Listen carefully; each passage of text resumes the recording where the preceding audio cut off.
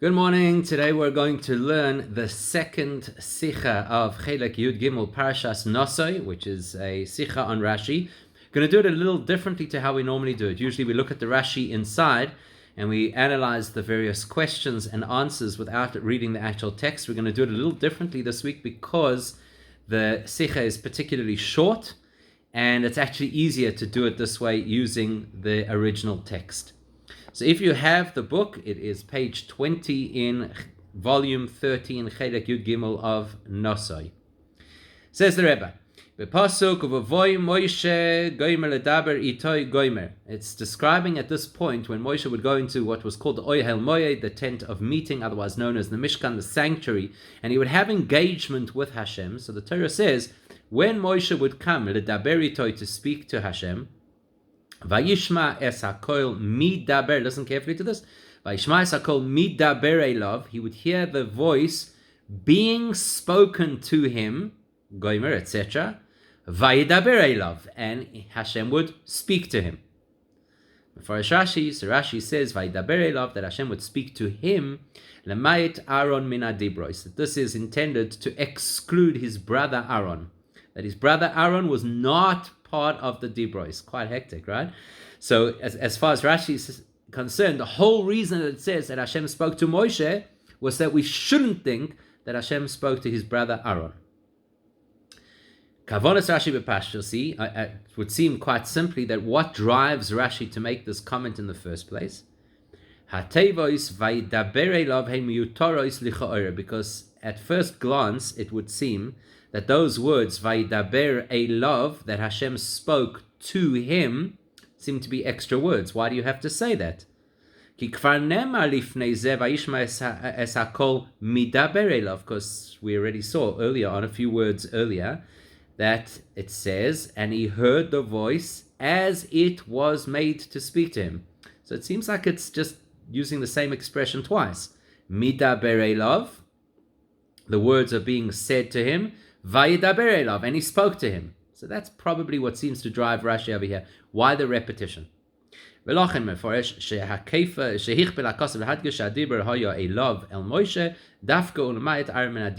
Rashi picks up on it and he says, besides the fact that in the first part it told us that Hashem communicated with Moshe, the Torah then emphasizes further, Vayidaber elav, that Hashem spoke only to Moshe. So the first part is that Hashem spoke to Moshe, and the second is that Hashem spoke only to Moshe.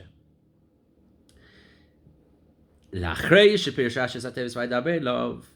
following that, Rashi then, the next part that Rashi explains, Rashi then quotes three words. Vayishma es hakol, and Moshe heard the voice. And what does Rashi say? Yochol koil nomuch. You might think that the voice that he heard was a quiet voice. Talmud loymar es ha koil. Therefore, the Torah says, no, Vayishma, what did he hear? Ha, the voice. That means the voice that you already know from before, the voice that you've already heard previously. Which voice have you heard previously? So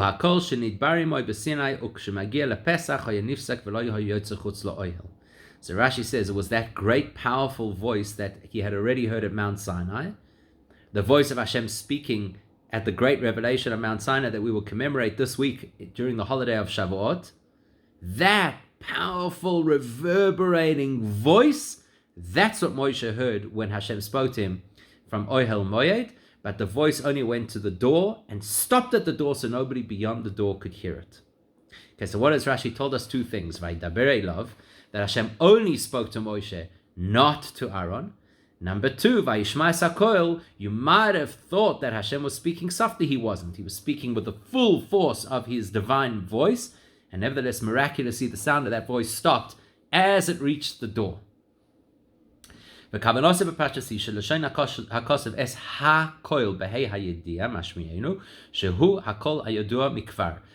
is picking up, it would appear that Rashi is picking up over the ha-kol. Ha means the. Definite article. Whenever I use that expression, it means something you know what I'm talking about. You know what I'm talking about? I say the voice. Oh, that voice. So in other words, it's a voice we are already familiar with from somewhere else before. Hainu hakol shenidbar Moshe b'Sinai. Which voice do we know that Hashem used in communication with Moshe before? The voice at Mount Sinai, because the Torah specifically says there 5 times, kol, voice. And obviously that was a very loud sound because everybody heard it. There were 600,000 Jews, plus all the women and children. So that's a lot of people. In order for them to have heard Hashem's voice, it obviously, logically, was a very loud sound. And that's what he's saying. It's hakol, it's that loud voice. That same, it's not some kind of quiet, secretive whispering between Hashem and Moshe. It's that powerful voice that was heard right across the world. And that, Rashi says, stopped abruptly as it got to the entrance of Ohel Moed and nobody else could hear it. So we're going to ask 4 questions on these 2 Rashis. Number 1, v'tzorich lohavin aleph.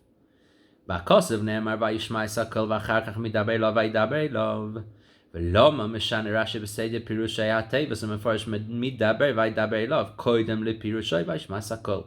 First question, very simple, very obvious question. If you look at the order of the words in the verse, v'yishma yisakol, where it says that Moshe heard the voice, those words come first.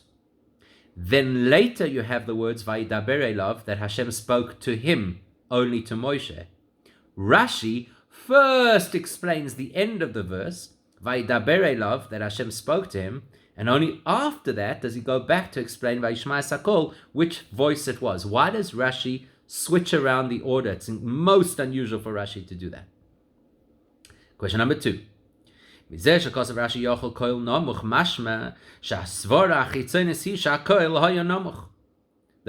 Rashi had to say to us, it was not a quiet sound, implies that you would have thought it is a quiet sound. That's why he has to address it.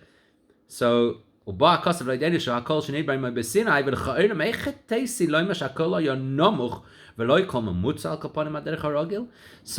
the obvious question there is, why does Rashi feel that you might have believed that it was a quiet sound? I mean, Hashem could speak at a normal tone, and that would have been good enough.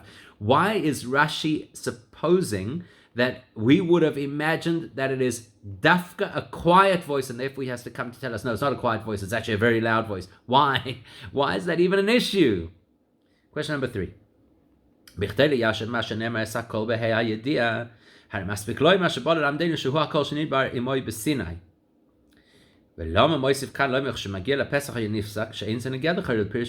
Question number 3. Okay, so you think for whatever reason that Hashem was speaking very softly. So Rashi says, let's be clear. Ha-kol, the voice means the voice that you already know from before, the voice from Sinai, very powerful voice. Okay, so now we know that Hashem is speaking loudly. So why do you have to tell me that the sound stopped abruptly at the entrance? Why is that relevant to the story? And question 4,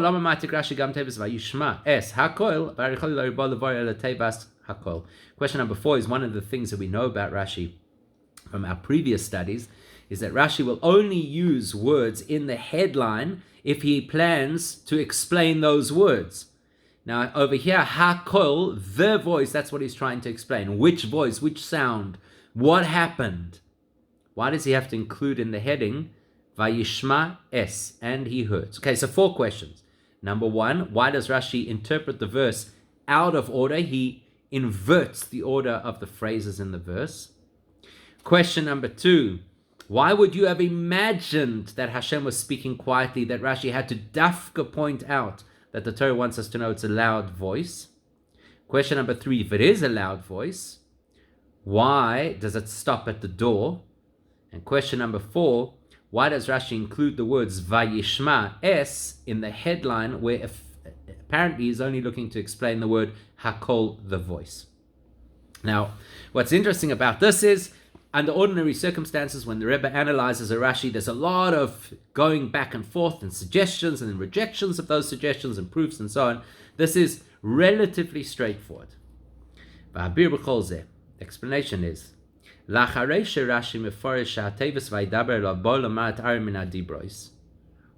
Rashi points out to us that Vayidaber elav means that Hashem spoke only to Moshe and deliberately not to Aaron, Which implies that Aaron might have been present. He might have been standing in the same area, perhaps even right next to Moshe. But the Torah makes it clear that he did not hear the message. That gets you thinking differently. One second. Moshe and Aaron are standing close by, perhaps even side by side. Moshe hears the message, Aaron hears nothing. How does that happen? So you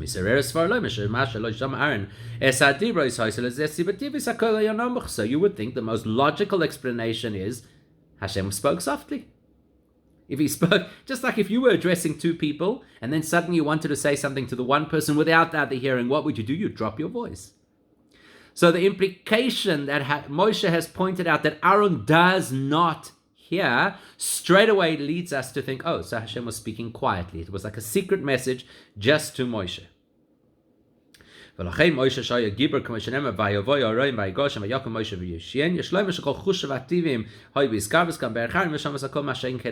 one thing we do know about Moshe is that he did have strength beyond the normal. That's why when he meets up with his future wife Zipporah in Midian, when he had run away from Pharaoh because Pharaoh wanted to kill him, and he lands up in Midian and he gets there, and there's this altercation between all the other shepherds and these girls who had come to draw water because their father was persona non grata, because he had rejected idolatry. And Moshe stands up and he defends them against a bunch of people. No problem. That tells you that Moshe's physical abilities were beyond the normal. So you can surmise that his physical hearing was probably better than most people, and certainly better than his brother Aaron. And so it was possible for him to hear something that his brother right next to him would not have heard. If you've ever listened, sometimes people have that high-pitched dog whistle. So they say when you get to a certain age, you can't hear certain frequencies anymore. At one point, there was even a ringtone for cell phones that was at a pitch that people over a certain age could not hear, and it drove teachers crazy that kids were getting messages in the middle of classes in the early days of cell phones. I don't think they allow them in classrooms. I certainly hope not. And the teacher wouldn't hear the phone ring or hear the messages going back and forth between the class, and obviously these kids were on their phones. So it's possible that there's a frequency Moshe could hear that Aaron could not hear, and even though they were standing right next to each other, Moshe got the message and Aaron didn't. So that's where after Rashi has pointed out that Moshe is the only person who heard the message to the exclusion of Aaron, then he suddenly says, aha, now you're thinking, I know what you're thinking now. You're thinking Hashem spoke softly. So let's address that. And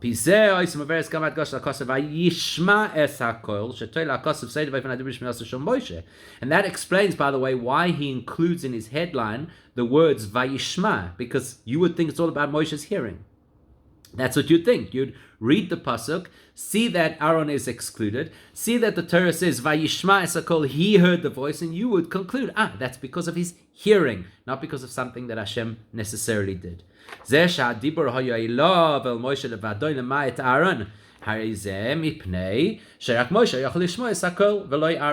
have thought that the reason Moshe heard and not Aaron is because only Moshe could hear and Aaron could not hear. That's what you would have thought. So that's why Rashi immediately says you would think it's a soft voice. So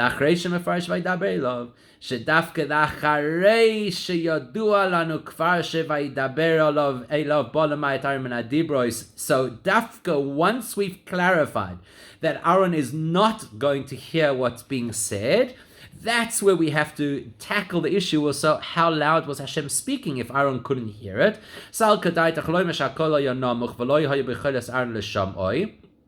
It's specifically at that point where you would have begun to imagine that the sound was very low, and that's why Aaron didn't hear it.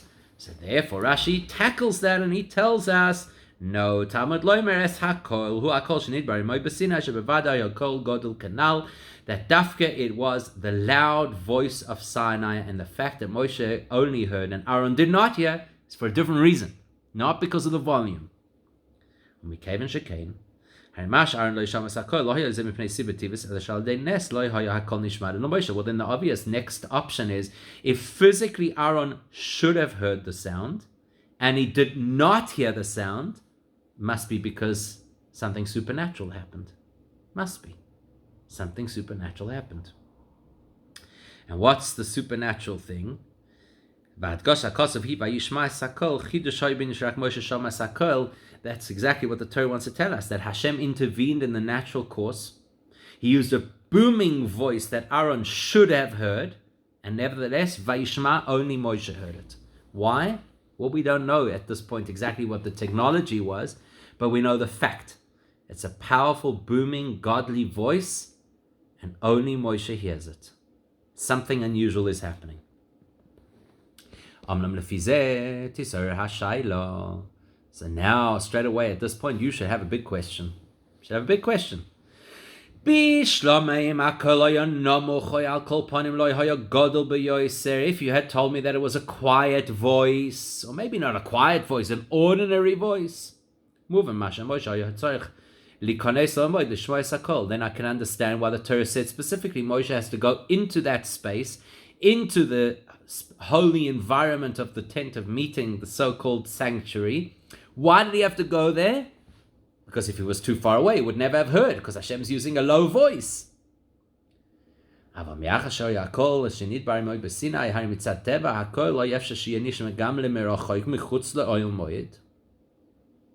Hashem's using a loud voice, Moshe could be anywhere and he could hear it. It's a loud voice. And the same miracle that Hashem used inside the holy area to make sure that Moshe would hear it, but Aaron, his brother, standing a couple of feet away from him, would not hear it, the same miracle could have applied anywhere. So Hashem's using his booming voice. Moshe could be at home, or he could be on the other end of the Israelite camp. He could hear Hashem's voice, and nobody else would hear it, because the same sound-canceling technology that Hashem used on Aaron, he could have used on everybody. Why does Moshe have to go into the ark? Not into the ark, into the temple. Why does Moshe have to enter the sanctuary before he can hear Hashem's voice? And now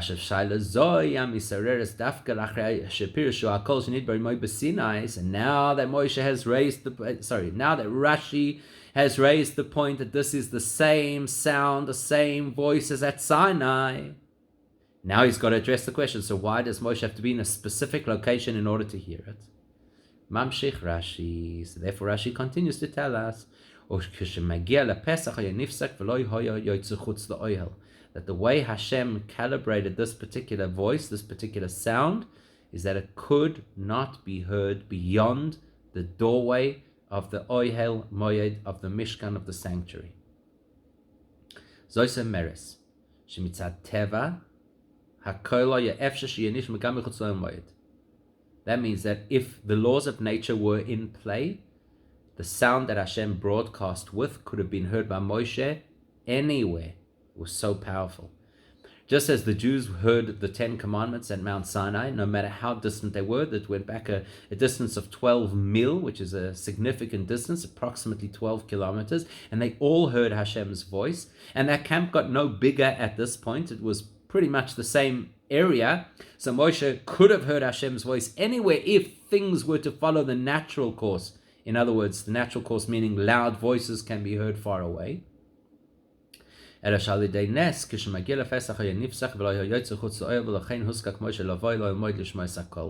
Hashem made another miracle. So there's two major miracles happening over here. Miracle number one is that Moshe and Aaron could stand next to each other, and Hashem would speak in a booming voice, and Aaron would not hear one word. That's a miracle. The second miracle is that Hashem speaks in this incredible godly voice, and nevertheless he makes it stop at a certain point. It doesn't go beyond that.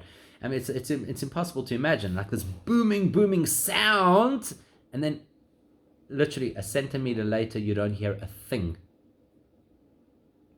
So that's what Rashi wants to convey to us. Firstly, it's clear that Hashem only spoke to Moshe, not to Aaron, even if Aaron was there. That would lead you to believe that Hashem spoke softly, therefore he says, Hakol. That same voice, the voice you already know from Sinai, the voice that is so powerful, that's the voice that Hashem used. If it's the voice that Hashem used, why did Moshe have to go there in order to hear it? He could hear it anywhere, because the miracle that Hashem designed was that sound should not travel one iota beyond the entrance to the Mishkan. Okay, so what does that teach us? Firstly, let's look what is there beyond just the mechanics of the sound of Hashem's voice. The truth is that the whole story needs to be explained. We've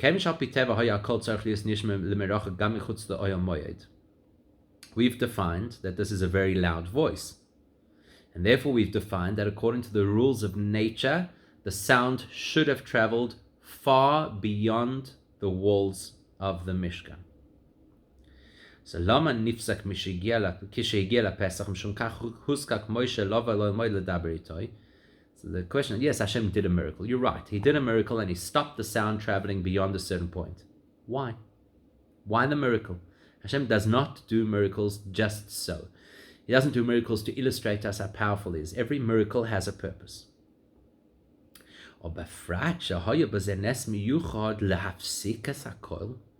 Especially this miracle. It seems like a negative miracle. A miracle to stop the sound, to stop the revelation, to stop connection between Hashem and everybody else. Why? Why do we need this? In order to really understand this, we have to dig a little deeper and understand things from the perspective of what we call Pnimius HaTorah, the more esoteric, the deeper, more spiritual perspective that Torah offers us. The first point of departure for us, where we're going to start to analyze and understand and appreciate what's going on over here, is the fact that Rashi Dafka emphasizes this is the sound of Sinai. The sound of Sinai. What does that mean? If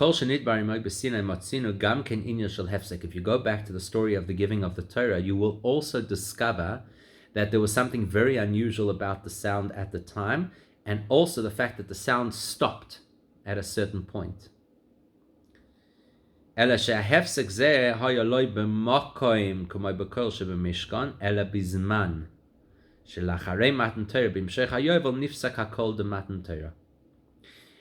we're talking about where there is a space barrier. The sound travels till here and not beyond. So till the end of the Mishkan and not beyond. In the story of the giving of the Torah, the revelation at Sinai, the sound traveled till a certain time and not beyond the time. It's a different barrier. It's a barrier of time. So they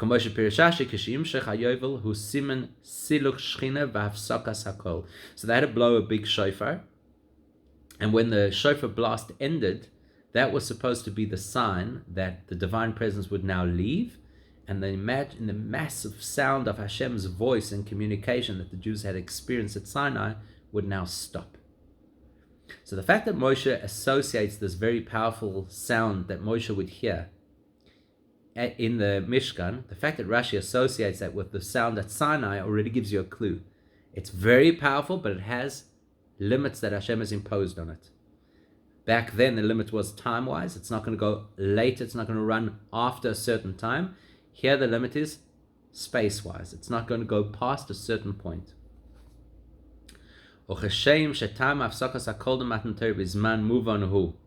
כאילו היה נמשך גם לאחרי מתן תורה היה זה שולל עניין העבודה התלוי בבחירתם החופשית של בני ישראל, כי בהגולוס הכל גודל נויך עבודה ככה אין מקום לבחירה, כי בהי גולוס הכל גודל נויך עבודה ככה אין מקום לבחירה באופן הפכי.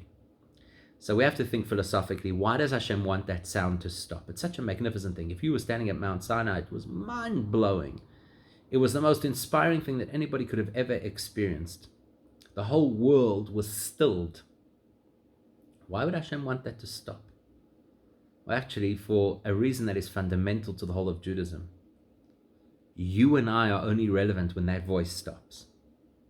As long as Hashem is booming, as long as the revelation is so intense, as long as it is obvious what is right and wrong, we have no value.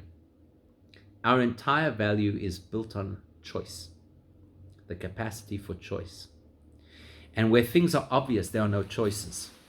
So when Hashem is speaking so loudly, you can't choose not to listen. And then there's no purpose. Why did the sound at Sinai end so that we could then take that information and run with it and live with it and try and apply it and have the challenge of some days not doing what we should and other days being distracted and other days making bad choices, because that's where our value lies. So the same kind of message is what happened with Moshe when this voice of Hashem, which was so immensely powerful, spoke to him and communicated whatever mitzvahs, whatever messages it was that the Jewish people needed to hear at that particular point in time. The message is powerful, but the power stops at the door. Otherwise, there's no point. The power has to stop at the door. The message goes beyond the door, but the power has to stop at the door. Otherwise, we would just be zombified. We'd all just be following this incredible inspiration, and we would have no value because we would have made no choices, and we would have fought no battles, and we would have achieved nothing. If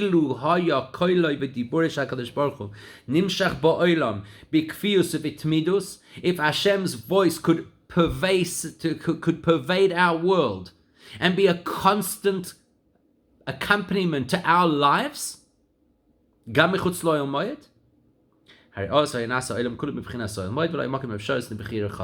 whole world would have been one sanctuary, one big holy environment with everybody just simply doing as they are meant to do and achieving nothing of their own accord.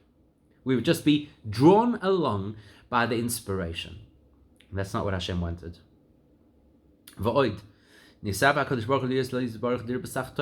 Hashem's intention for creation was that he should be made to feel at home in the lowest realms, not to feel at home in a mishkan that's built in a pristine environment and everything's holy and great, wonderful. But that's not the point. The point is, what are you going to do in your home? What are you going to do in your office? What are you going to do in your vehicle when you drive? What are you going to do in your space? That's where life happens. That's where Judaism is realized. Because the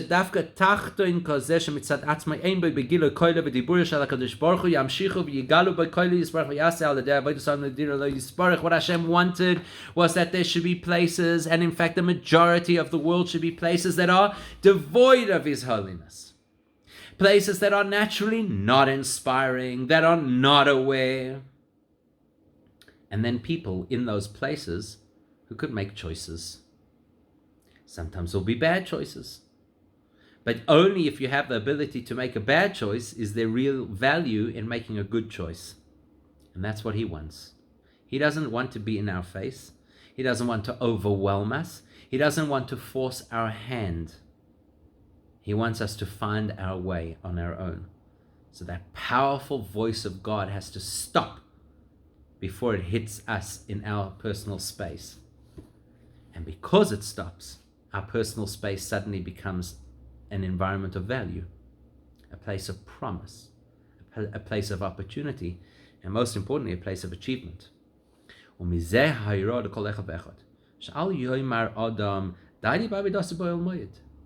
this is the lesson. No person should say, listen, I've got the holy part of my own life. I've got the shul moments. I've got the times where I study Torah. I've got the holy environment that I hang out in. That's where my Judaism is going to happen. That's where my holiness is going to be.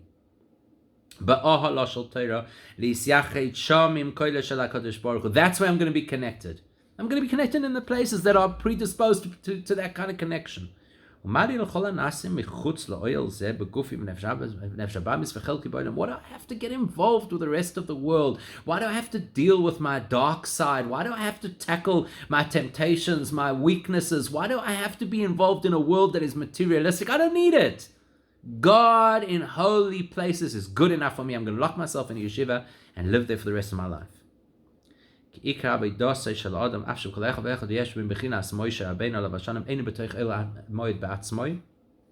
lesson of this story is that even though every one of us has a spark of Moshe inside of ourselves, our primary area of focus is not inside the little pristine holy spot of our own soul or pristine holy spot of our prayers. That's not where the real achievement is. The